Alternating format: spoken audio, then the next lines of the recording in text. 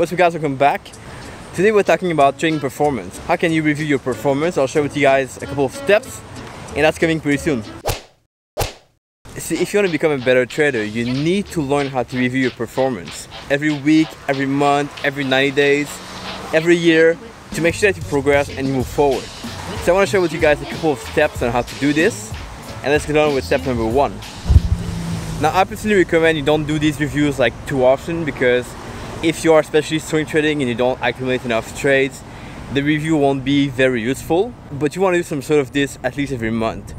And step number 1 has to do with getting outside.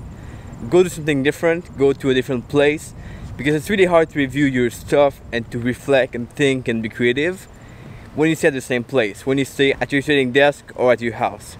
So that's why I'm kind of a big believer in going to different coffee shops, going to different places, and kind of changing the environment where I'm in. Once you've done that, this is getting dark. Once you've done that, step number 2 is to look at your P&L. And you're probably doing this way too often right now.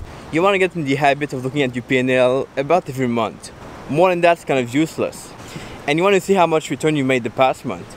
And that might be good, that might be bad, who cares? Step 3 has to do with looking at all your trades. All the trades you took the past month.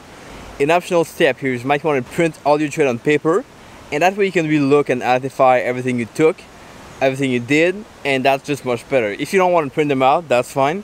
Use a tool like Trello to keep track of your trades. I'll put a video below on that topic, but you definitely want to go through all your trades.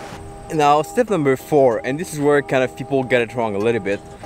Here you want to be able to compare your result for the past month or whatever time you've been looking at your trades to actually the result you will get in the backtesting. What most people do, unfortunately, is that they look at the result and they say, oh, this is good or this is bad, but they don't really compare what would be the result of the backtesting and what would be the result if they made no mistakes in the past month. So you want to look at what were the stats of your backtesting and what are the stats you're getting live or trading demo, and then compare if there's a big difference, something is wrong. If it's kind of pretty much the same thing or close to it, then you're doing pretty good, and that's awesome.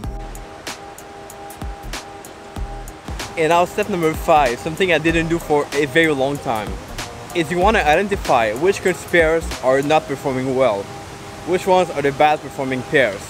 And of course that's with the intention of stopping to trade them. Because if you keep trading the bad pairs that didn't perform well the past couple of months, well, the result won't be optimal and you will be trading something that's just unprofitable. Now some pairs, based on your strategy, will work well for a long time. Some pairs will not perform well at all. Some pairs will not perform well for some time and then go back to performing really well and giving you some good profits. So you want to be able to evaluate what performs well and what doesn't perform well. You want to remove the bad stuff and keep only the good stuff. But when it gets back to performing well, then you want to re-add the pair to what you trade. I got this from Victor I met in Dublin.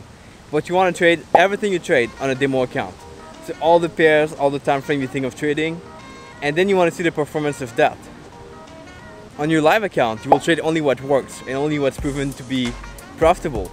At the end of the month, you want to compare both things and see what you can add to your live account or what you have to subtract, and that makes a huge difference. Now in regards to step number 6, what you want to do is take kind of a big picture view from your past review up to now and ask yourself what went well and what didn't. You want to write this down on a sheet of paper, of course, or in a paper journal, which is even better.